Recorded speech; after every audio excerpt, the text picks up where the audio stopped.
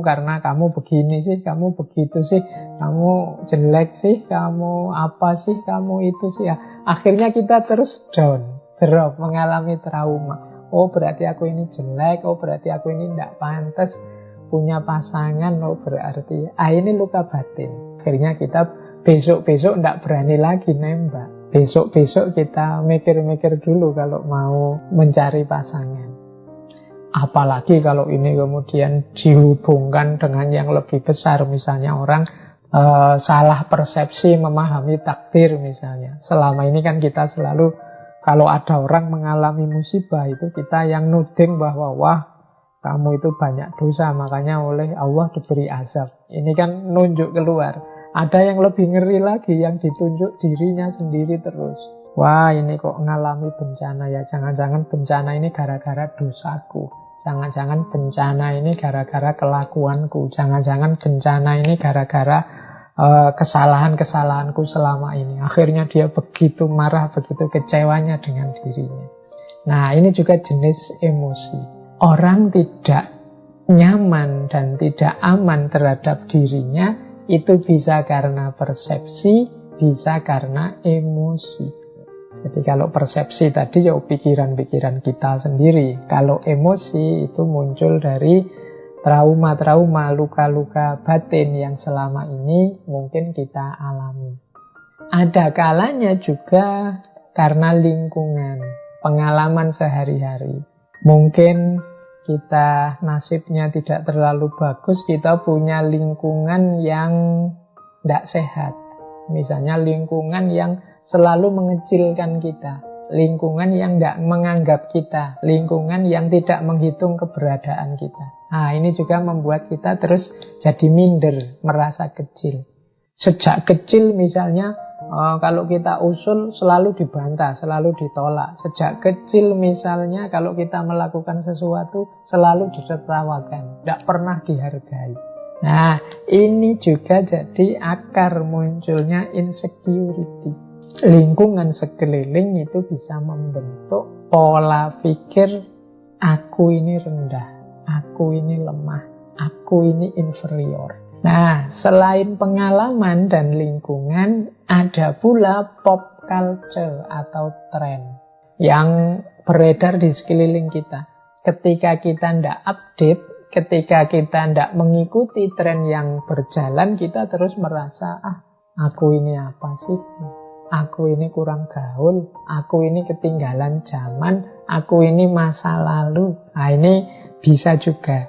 Jadi kita tidak mengikuti tren, kita tidak update, kita jadi orang yang tidak ngerti ini, tidak ngerti itu, tidak bisa ini, tidak bisa itu sesuai kemampuan anak hari ini. Akhirnya kita insecure. Misalnya sekarang semua orang mengikuti drama Korea yang judulnya ini itu. Kok kita tidak ngikuti? Akhirnya dalam obrolan kita merasa, ternyata aku ini tidak update, tidak nyambung terus kalau ngobrol sama teman. Nah ini juga sumbernya insecure. Seolah-olah itu hal yang sangat penting. Kemudian ketakutan. Nah kalau hubungannya dengan ketakutan ini ya setiap orang punya ketakutan-ketakutannya sendiri.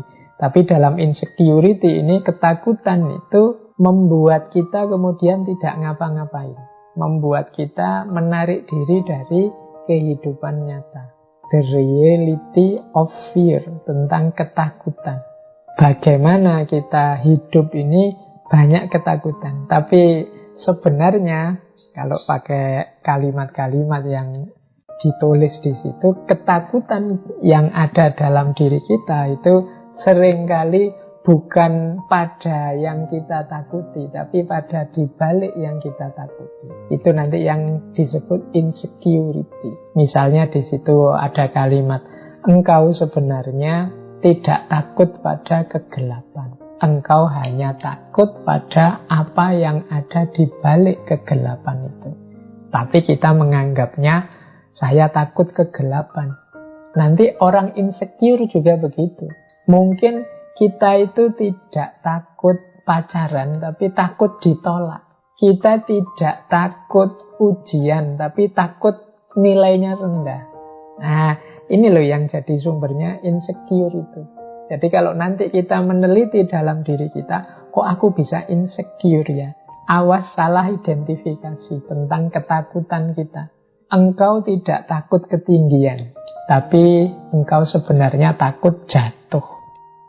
Engkau tidak takut orang-orang di sekelilingmu. Maksudnya engkau tidak takut sebenarnya. Engkau itu tidak takut bergaul kok. Engkau tidak takut bersosialisasi. Cuma engkau hanya takut ditolak orang. You are not afraid to love. You are just afraid of not being loved back. Engkau sebenarnya bukan orang yang takut mencintai, tapi takut tidak dicintai kembali. Engkau sebenarnya tidak takut untuk melepaskan dia, hanya saja engkau takut hidup tanpa dia.